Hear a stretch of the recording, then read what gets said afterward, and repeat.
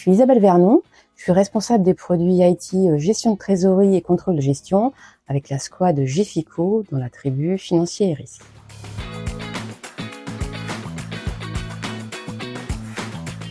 Alors j'ai commencé par un parcours scientifique, mes études. J'ai fait un magistère d'économétrie, donc c'est beaucoup de statistiques et de data. Ensuite, j'ai démarré dans une ESN qui m'a permis de vraiment d'appliquer ce que j'avais appris et puis de commencer vraiment à rentrer dans le développement informatique avec un logiciel SaaS dans le domaine des assurances. Et puis après, j'étais dans différentes entreprises. Je travaillais dans des DSI plus ou moins grosses. Au démarrage sur des chantiers plutôt data.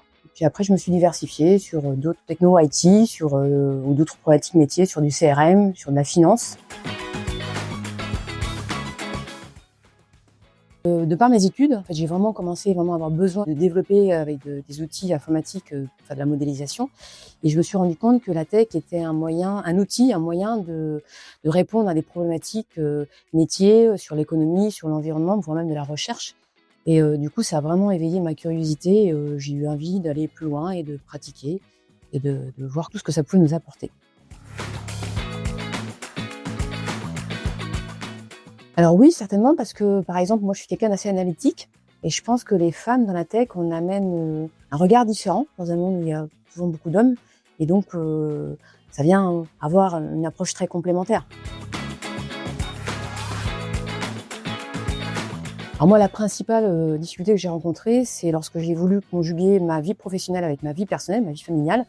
Je me suis donné quelques contraintes au niveau des horaires et le soir, quand je partais plus tôt, du coup, il y avait beaucoup d'informels auxquels je n'assistais pas et des opportunités du coup que je n'ai pas pu saisir.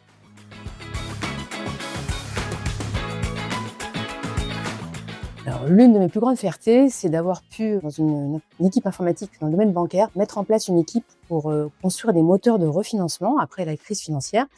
Donc, on a pu embarquer une équipe, faire des belles choses par rapport à des enjeux financiers et temporels. Et ensuite, on m'a demandé d'aller pitcher ça dans un salon à Paris. Et du coup, c'était très challengeant pour moi parce que j'étais pas très à l'aise.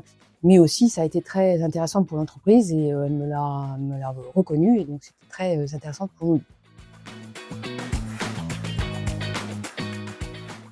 Alors, le conseil, c'est assez simple, c'est que si vous êtes curieuse et intéressée, que ça éveille votre curiosité, la tech, il faut y aller parce que la tech, c'est très varié. En fait, on peut avoir différents métiers dans la tech. C'est un monde aussi où ça bouge énormément, donc on peut rentrer dans un domaine et puis en apprendre d'autres. Donc, c'est très varié, très intéressant.